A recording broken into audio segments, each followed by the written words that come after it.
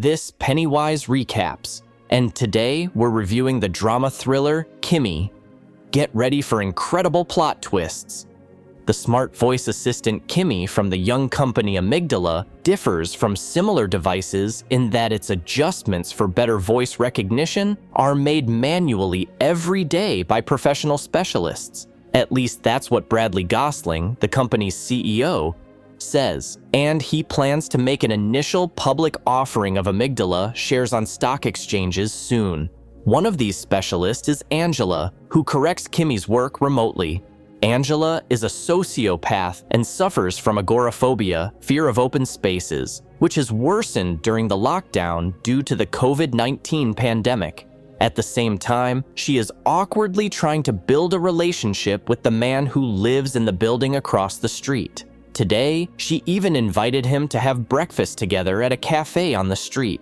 However, when Angela finished cooking and went to the door to leave the apartment, she was unable to do so because of the anxiety she felt. This way of life is watched with interest by Kevin, a bearded man from the building across the street. She is also disturbed by Marcos, who is renovating the apartment above her. Knowing about her peculiarities, he only makes noise on designated days, so today he has to stop his unplanned activities. Angela sits down at the computer and starts fixing the command recognition errors for Kimi. In the evening, she invites Terry to her place for a physical outlet, but after finishing, she immediately sends the bedding to the laundry and asks her husband to leave. Left alone, Angela returns to work and hears loud music and the sound of a woman being physically abused on one of the audio recordings. Concerned, she reports it to her boss, but the next day she gets an unexpected reaction. Her boss says they don't need such problems a week before Amygdala's stock offering and asks her to simply delete the recording.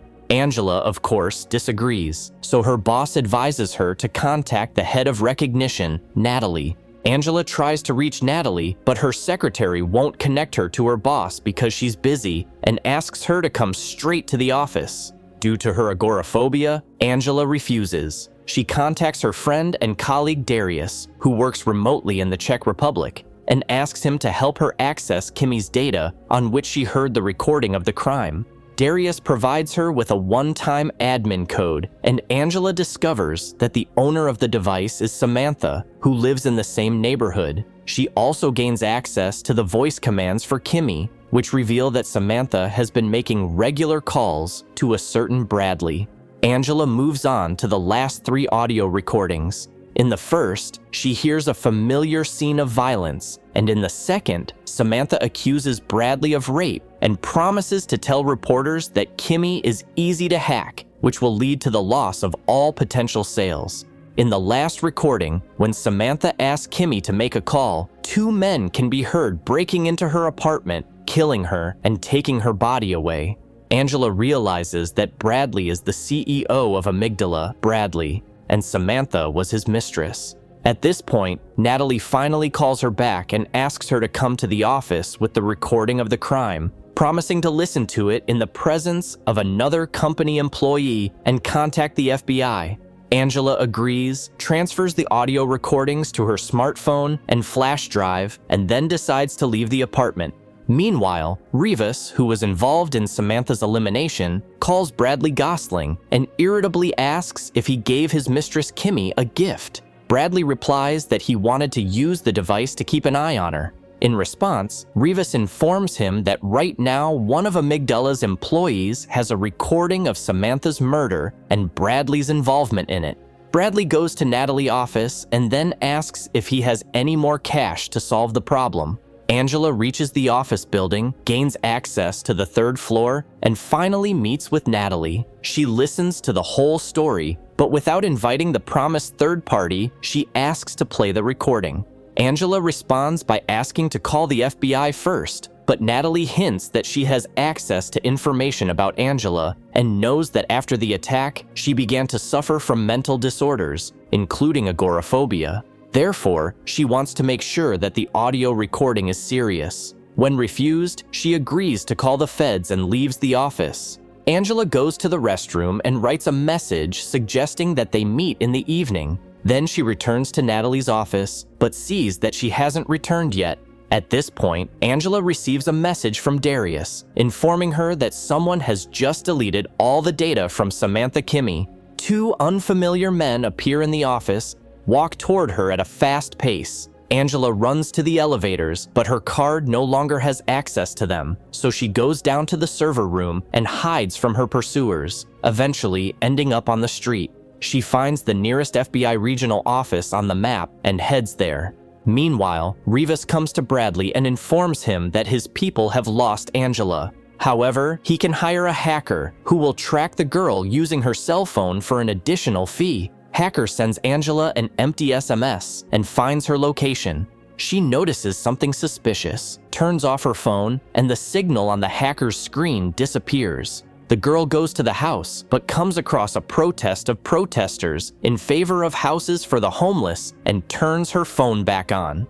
At this point, she is grabbed by Rivas's men and dragged into a van. The protesters notice this and block the van's road, after which they manage to rescue Angela from the kidnappers. The girl tries to get to the FBI, but suddenly someone injects her with a tranquilizer from an umbrella, and people pick her up and drag her back into the van. Angela regains consciousness inside the van in the company of bandits who have been ordered to take her home and kill her there to make it look like a burglary. After all, with a girl suffering from agoraphobia, it is unlikely that anything would have happened to her outside her apartment. Already near the house, Kevin, who had always been watching Angela from the window opposite, approaches the company. He suspects something and is stabbed in the side. This gives Angela the opportunity to break free and run to her apartment. However, Rivas is already waiting for her there, and he lets his men and the wounded Kevin in at gunpoint. The man takes the flash drive and asks if she has any more copies of the audio files. Angela replies that she copied them to her laptop. When Rivas sits down at the laptop and calls Angela's mother via video link, she asks her to answer the phone. The woman sees some people in her daughter's apartment. After that, Angela orders Kimmy to turn off the lights and turn on loud music, and she runs to the pantry and makes her way to the top floor of the apartment where the renovation is underway. There, she finds a nail gun that she was familiar with from her father's days as a construction worker. The first nail goes to one of Rivas's assistants when he tries to break into Angela's apartment. Then, the girl shoots Rivas himself and kills the last gangster when he tries to escape from her apartment. Angela asks Kimmy to turn on the light, presses Kevin's wound, and thanks him for his help. She then goes to the door and asks the voice assistant to dial 911. In front of the surprised police, she reports a break-in at her apartment, 1 wounded and 3 dead men. As a result, the flash drive gets to the right people, and Amygdala CEO Bradley is arrested.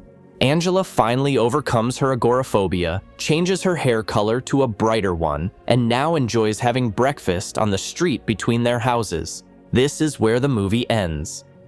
Thank you for being with us. Subscribe to the channel, like us, and be sure to click on the bell to stay up to date with our new videos.